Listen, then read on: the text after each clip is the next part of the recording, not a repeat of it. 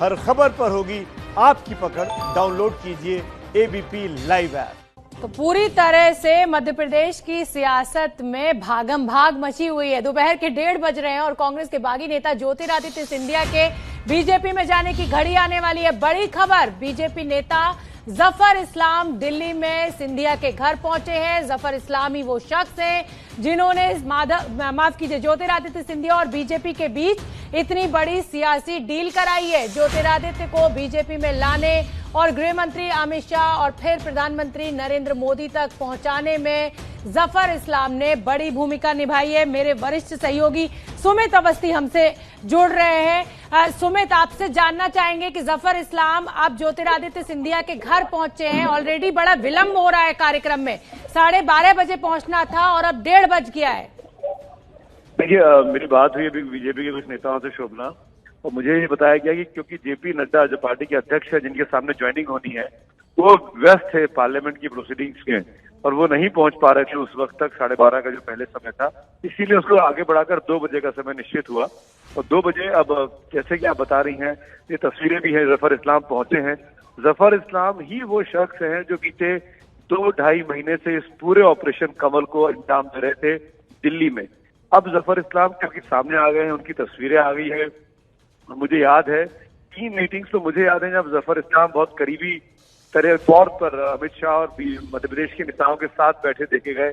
अब जेपी नड्डा साहब का रिसेप्शन था उनके बेटे का 6 मार्च को, वहां पर तमाम लोग बीजेपी के तमाम मध्य प्रदेश के दिग्गज एक साथ बैठे थे अमित शाह के साथ। उसमें जफर इस्लाम को भी बिठाया गया था, जिसमें नरेंद्र सिंह तोमर थे, शिवराज सिंह चौहान थे। तो मुझे लगा कि पहली बार ये कि जफर इस्लाम क्यों है उस वक्त समझ में नहीं आ रहा था, लेकिन 6 मार्च से आज जब 11 मार्च को आए हैं तो तस्वीर बिल्कुल साफ है। जफर इस्लाम को कल प्राइम मिनिस्टर से जब ज्योतिरादित्य सिंधिया को मिलवाने ले गए अमित शाह, तो अपने गाड़ी में बिठा के जफर इस्लाम को साथ ले गए थे। जफर इस्लाम और ज्योतिरादित्य सिंधिया मेरी जानकारी के मुताबिक पुराने अच्छे जानकार हैं। जफर इस्लाम, अगर मैं एक चीज और कहना चाहूंगा, मध्य प्रदेश में जो इलेक्शंस हुए थे विधानसभा के, उसमें बीजेपी ने उनको मीडिया का प्रभारी बनाकर बाकायदा 3-3.5 महीने के लिए मध्य प्रदेश में स्टेशन किया हुआ था। जफर इस्लाम शिवराज सिंह चौहान की सरकार के वक्त भी कई बार मध्य प्रदेश के चक्कर काटते रहे हैं।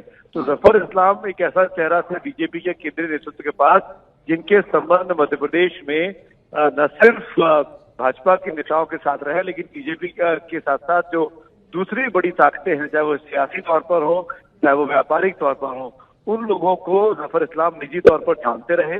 और इसी दोस्ती की वजह से, इसी जान पहचान की वजह से जो जफर इस्लाम ने बनाई है ज्योतिरादित्य सिंधिया के साथ, उसका निष्कर्ष आज आपसे कुछ मिनटों में दिखेगा, जब अपने साथ अपनी गाड़ी पर बैठकर ज्योतिरादित्य सिंधिया और जफर इस्लाम एक साथ निकलेंगे। दोनों इन 2-2.5 महीनों में अच्छे मित्र हो गए हैं।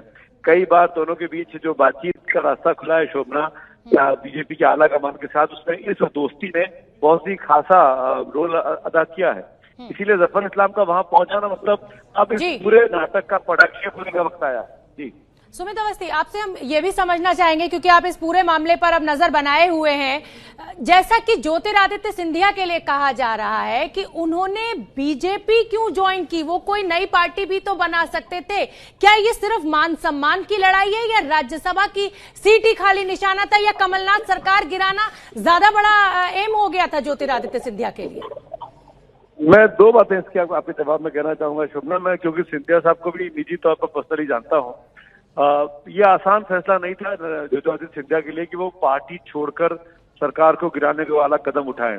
लेकिन बीते 1.5 साल में ये हुआ है, जब से मध्य प्रदेश में कमलनाथ की सरकार बनी तब से लेकर अब तक ऐसे तमाम चीजें हुई जहां पर ज्योतिरादित्य सिंधिया के जो इम्पोर्टेंस मिलनी चाहिए थी फैसले लेने में, वो इम्पोर्टेंस उनको कमलनाथ और दिग्विजय सिंह की जोड़ी ने नहीं दी। उससे काफी ज्यादा परेशान रहे।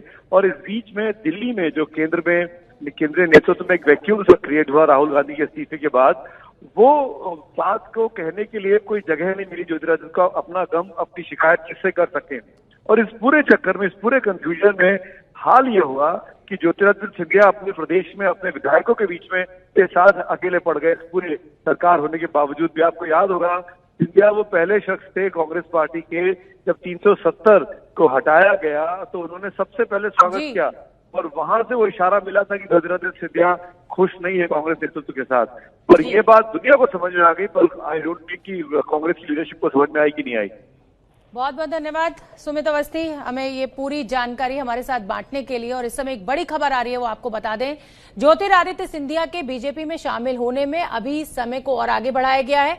अब कहा जा रहा है कि करीब 2 बजे भाजपा मुख्यालय पहुंचेंगे ज्योतिरादित्य सिंधिया।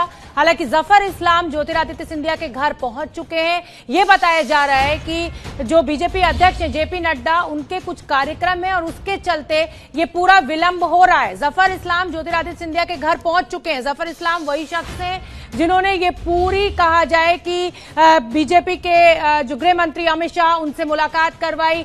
यानी ज्योतिरादित्य सिंधिया को बीजेपी में शामिल कराने में जफर इस्लाम की भूमिका बहुत बड़ी है और जफर इस्लाम ज्योतिरादित्य सिंधिया के घर पहुंच चुके हैं। अब समय जो है बीजेपी मुख्यालय पहुंचने का, ज्योतिरादित्य सिंधिया का समय 2 बजे हो गया है। नीरज पांडे हमारे सहयोगी बीजेपी मुख्यालय से हमसे जुड़ रहे हैं। नीरज पांडे, अब ये समय बढ़ाकर 2 बजे कर दिया गया है, लेकिन जैसा कि आप सुबह से ही कह रहे हैं कि शामिल होना तय है, सिर्फ कार्यक्रम में डिले हो रहा है क्योंकि जेपी नड्डा बिजी है।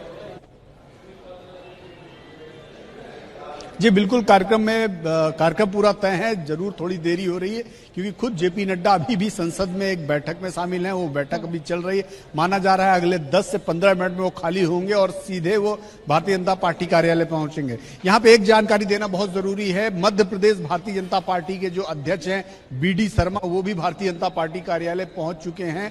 क्योंकि जब भी किसी राज्य का कोई बड़ा नेता किसी पार्टी में शामिल होता है तो उस राज्य के प्रदेश अध्यक्ष को मंच पर जगह दी जाती है, साथ में शामिल होते समय वो रहता है। तो ये संकेत है कि जब मध्य प्रदेश से बड़े नेता हैं ज्योतिरादित्य सिंधिया, वो शामिल हो रहे हैं और ग्वालियर चंबल क्षेत्र के हैं। और BD शर्मा भी मुरैना एरिया के हैं, वो भी चंबल एरिया के हैं, तो वो भी यहाँ पे पहुंच चुके हैं। माना जा रहा है कि 2 बजे। ठीक है नीरज पांडे, समय की थोड़ी सी पाबंदी है, आप नजर बना के रखिए। जैसे कोई अपडेट होगा फिर मैं रुक करूंगी। मैं शेखर कपूर लेके आ रहा हूँ प्रधानमंत्री सीरीज 2 शनिवार रात 10 बजे।